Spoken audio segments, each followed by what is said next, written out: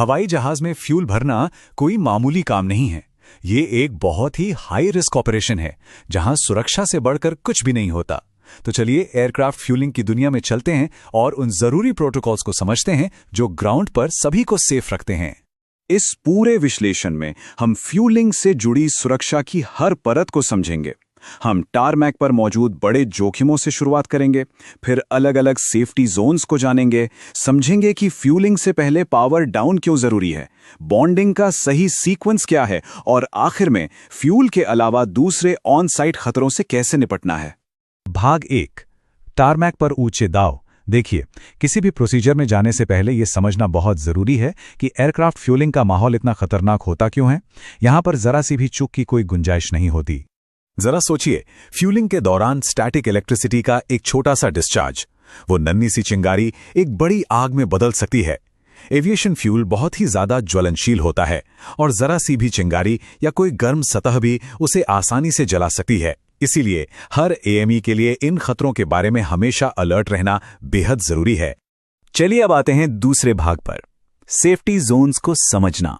इसे ऐसे समझिए कि एयरक्राफ्ट के चारों ओर कई अदृश्य सुरक्षा घेरे बने हुए हैं और हर घेरे के अपने सख्त नियम हैं। 43 मीटर, ये वो कम से कम दूरी है जो जेट ब्लास्ट से बचने के लिए चाहिए। अगर कोई टर्बोजेट एयरक्राफ्ट अपने पिछले जेट आउटलेट के साथ इस 43 मीटर के दायरे में आ जाता है तो फ्यूलिंग का काम तुरंत उसी वक्त रोक देना चाहिए। जी हाँ, 43 मीटर। सुनने में ये दूरी शायद ज्यादा लगे, लेकिन एक जेट ब्लास्ट की ताकत को देखते हुए ये बिल्कुल जरूरी है। 30 मीटर, अब ये वो बाउंड्री है जहां किसी भी तरह की चिंगारी पैदा होने की आशंका को खत्म करना है। स्मोकिंग और खुली आग पर पाबंदी तो खैर है ही, लेकिन एक छिपा हुआ खतरा है रडार इक्विपमेंट।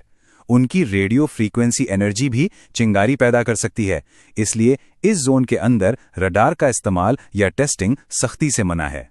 15 मीटर, ये वो लाइन है जिसे सिर्फ ट्रेन्ड और ऑथराइज्ड लोग ही पार कर सकते हैं। ये सिर्फ भीड़ को कंट्रोल करने के लिए नहीं है, बल्कि ये पक्का करने के लिए है कि जोन के अंदर मौजूद हर कोई वहां के जोखिमों को समझता हो। और हां, फ्यूलिंग ऑपरेशन किसी भी बिल्डिंग से कम 15 मीटर दूर होना चाहिए। 6 मीटर, अब हम सबसे जरूरी और सबसे नजदीकी जोन में आ गए हैं। ग्राउंड पावर यूनिट यानी जीपीयू को एयरक्राफ्ट के फिलिंग और वेंटिंग पॉइंट से कम 6 मीटर दूर रखना ही होगा। ये उस सबसे संवेदनशील एरिया की शुरुआत है। तो इस 6 मीटर के एरिया को ही फ्यूलिंग जोन या प्रिकॉशनरी एरिया कहते हैं।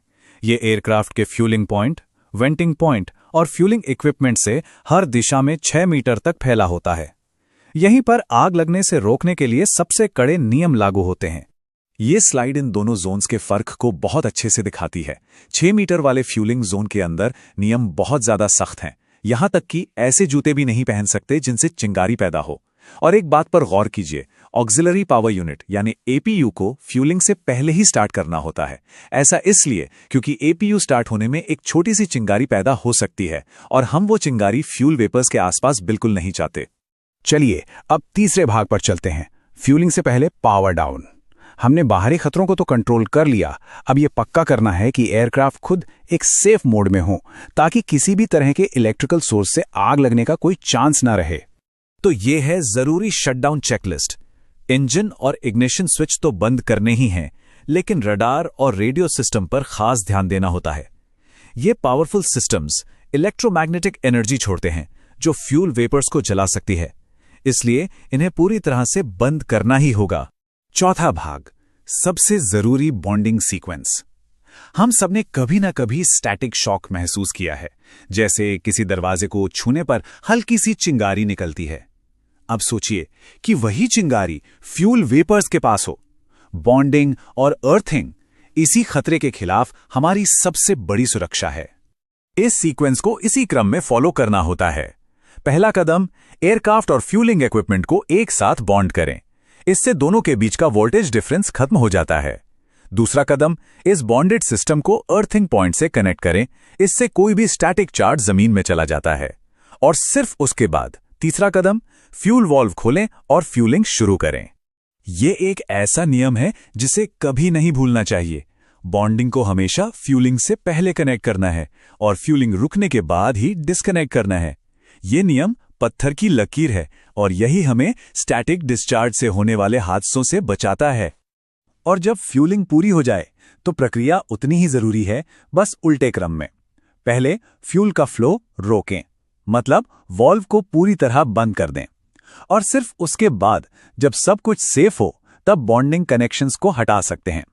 और अब हम पहुंचते हैं अपने आखिरी भाग पर, दूसरे ऑनसाइट खतरों का मैनेजमेंट। फ्यूल का खतरा तो सबको पता है, लेकिन टारमैक पर और भी खतरे छिपे होते हैं, खासकर सिंथेटिक ऑयल्स से। यह डॉक्यूमेंट हमें याद दिलाता है कि टारमैक पर हर लिक्विड एक जैसा नहीं होता।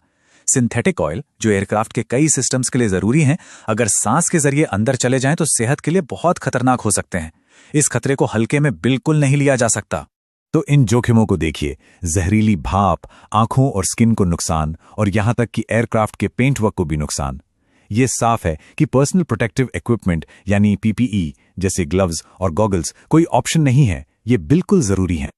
और हम इसी आखिरी सवाल के साथ इसे समाप्त करते हैं। टारमैक पर एक भी कदम भूल जाना एक नॉर्मल ऑपरेशन और एक बड़ी आपदा के बीच का फर्क हो सकता है। क्या ये सारे सेफ्टी जोन्स और सीक्वेंस अच्छी तरह याद हैं? अपने लिए और अपने आसपास मौजूद सभी लोगों की